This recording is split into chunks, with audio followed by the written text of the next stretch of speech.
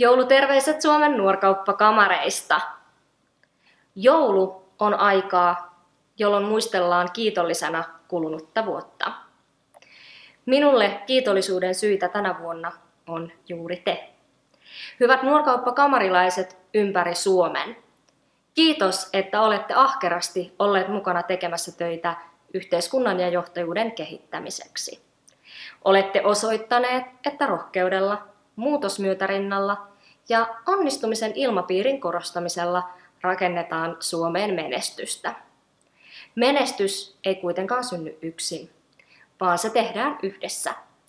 Tästä syystä suuret kiitokset kuuluu osoittaa myös teille, hyvät kumppanimme ja partnerimme, niin paikallisella, alueellisella kuin kansallisella tasolla. Kovan työn jälkeen on hyvä hiljentyä ja rauhoittua joulun viettoon. Nauttikaa joulusta rakkaidenne ja läheistenne kanssa. Haluan toivottaa teille oikein rauhaisaa ja tunnelmallista joulua.